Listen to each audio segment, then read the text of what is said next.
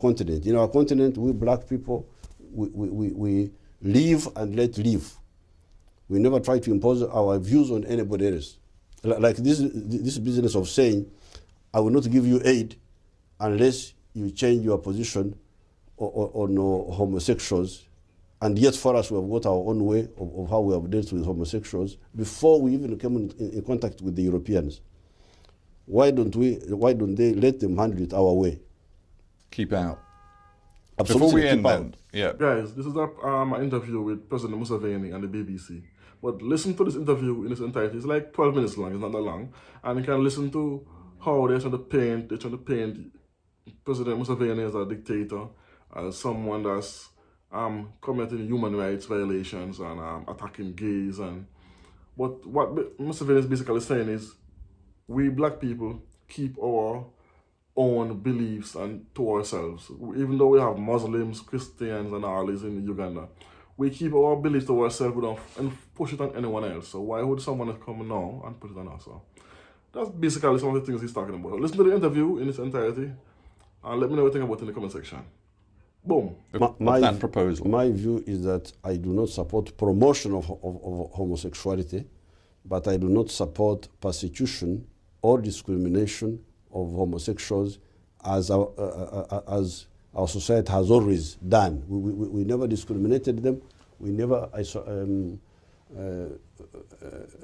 marginalized them or discriminated against them. But Mr. President, what people resent is promotion. if the Parliament passes this legislation pushing for life imprisonment for homosexuality, will you block that legislation? It will depend what the life sentence is for. Is it for promotion, for instance, recruiting young children into that practice by offering money? That's where the problem is. Inducement, manipulating, using money which they collect from the West. That's what I would also not like. You yourself said just a couple of years ago, you said gay relationships are against God's will. You clearly believe there is a religious as well as a legislative and political need to take action against homosexuality. Well, it is true that God cannot, it must be, I have not studied the science of how people become homosexuals, but certainly the normal way is to be heterosexual, because that's what nature created us for. But maybe there are some exceptions for some good scientific reasons. If they are there, our culture is keep your private life to yourself, do not impose it on others, do not promote it, just keep your own confidential sexual life to yourself. A final thought on this. Barack Obama, for one, but other Western leaders as well, have said that they will tie future aid and development funding in a host of countries, including yours, to what they see on the human rights front, but particularly on these gender and sexual identity issues. How do you feel about that? That would be their biggest mistake, because they should be very careful about Black Africa. Black Africa are humble people. We never impose our views on anybody else. We are not like Europeans or like Arabs who want to impose their views.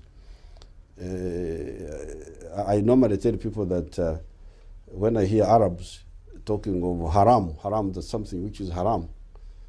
I always tell them that my list of haram is much longer than that one of the Arabs. I don't eat fish because I call it snake. I don't eat chicken because I think if you eat chicken, you will be unstable. I don't eat pigs. I don't eat very many of those things which you people eat. Even when I come here, I have a problem of what to eat. But I keep this to myself. This is the difference with the black people. Well, if you're determined to keep it to yourself, can I take it then that you will sack your Minister for Ethics, who just a few days ago took it upon himself to invade a meeting of gay human rights campaigners, close down the meeting, force them all out? Will you now sack him? Because he invaded their personal space. I will have to study what they were doing. You see what, this question, I have told you, homosexuality is not if it is personal, you are not discriminated, you are not persecuted. But when you induce young people, so it depends on what they were doing. Those homosexuals, what were they doing? You told me when I mentioned Barack Obama's position on this that you said, Western governments and leaders, they need to be careful. Let's just explore that idea a bit further. You said not so long ago, Western countries do not listen carefully. They are full of themselves. They think they know everything.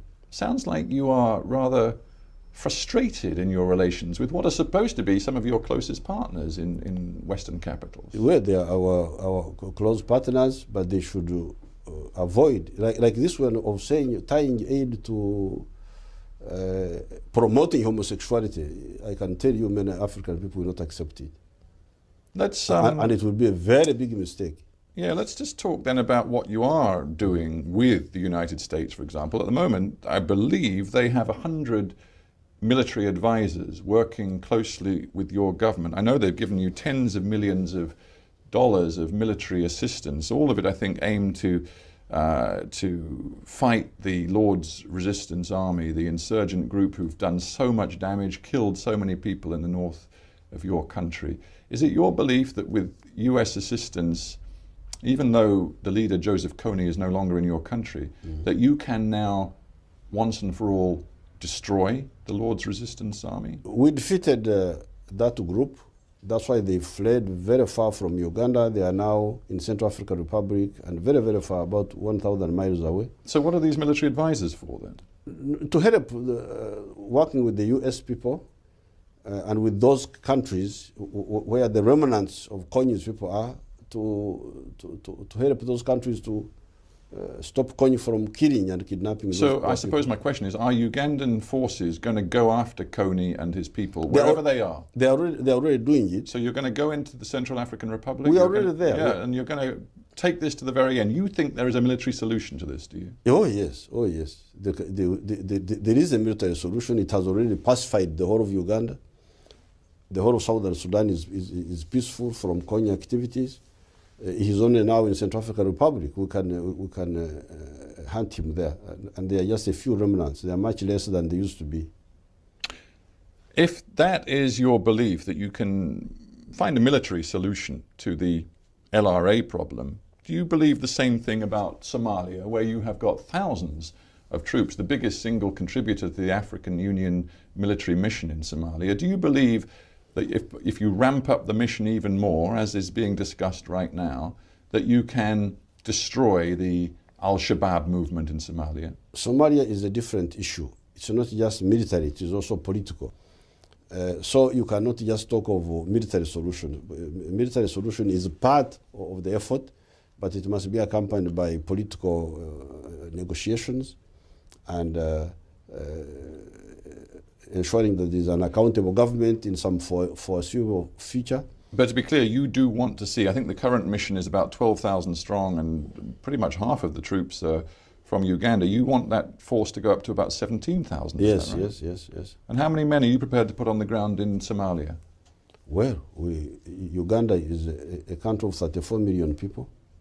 So we are not short of people. We can mobilize any size of army to help our people. I just wonder if there is a danger here for Uganda. I think in 2010 you had a terrible incident on the streets of Kampala. A bomb went off, we believe planted by the Islamist militants from Somalia, killed more than 70 people. There is a danger, is there not, of Islamists, jihadis, looking at Uganda and seeing a target that they want to hit? Those jihadists are really non-African in their attitudes. I've told you about the attitude of the black people. I've told you how I have got my long list of haram, but I never impose it on anybody else. It is my private business. When you speak like this, Mr. President, it makes me feel that you don't want to see Islam in Africa. You seem to be suggesting to me that somehow Africa is not compatible with Islamic belief and thought. Not at all, because 12% of the people of Uganda are Muslims. Sure, and you can look around Africa. There are huge Muslim communities all over the continent. Many of the people in my party are Muslims. Muslims are my biggest supporters, but our Muslims do not engage in that type of chauvinism. They keep their views to themselves, their beliefs to themselves. So do the Christians, so do the traditional groups. That's how we live in harmony. I just wonder whether you look at your long rule and at your your beyond borders engagements with your military forces, at a long and extraordinarily costly engagement in the Democratic Republic of Congo from 98 to 2003, the forces that you've now got in Somalia, the forces you've got in Central African Republic fighting the LRA, whether you believe that in the end you've resorted too often to military solutions. No, you need to remember the history of Africa. Our brothers in Mozambique got their freedom because they were assisted by Tanzania, by Zambia. That's how they were able to defeat the Portuguese. We were able to defeat Idi Amin because we were assisted by Tanzania, by Zambia, by Mozambique. Africa has come this far because where we work together, we move forward. We worked together and defeated the white racists in Southern Africa, in Mozambique, in Zimbabwe, in Angola. We defeated Idi Amin, and we are ready to work together to defeat these foreigners who are coming with these chauvinistic ideas from the Middle East to implant them in our continent. In our continent, we black people, we live and let live. We never try to impose our views on anybody else. Like this business of saying, I will not give you aid unless you change your position on homosexuals. And yet for us, we have got our own way of how we have dealt with homosexuals before we even came in contact with the Europeans. Why don't they let them handle it our way? Keep out. Absolutely. Before we end, then, before we end, Mr. President, a man you know well, George Kanyahamba, who's a former minister, I think he was a former Supreme Court Justice for you. He said not long ago, he said, if the Yoweri Museveni of 1986 were to meet the Yoweri Museveni of today, they would fight on sight. In fact, he said they would probably shoot each other. Is that true? No, it is the same Yoweri Museveni. He was for democracy and for socio-economic transformation. It's the same Yoweri Museveni, no change at all. Are you sure he's as convinced and as strictly sticking to his principles today as he was then? Absolutely, even more than that time, because I'm now more informed. I have got more facts, more exposure. I know how to run governments, which I didn't know very well at the beginning. I was just an idealist, but I know how to deal with the policy issues now. President Museveni, we have to end there, but thank you very much for being on Hard Talk.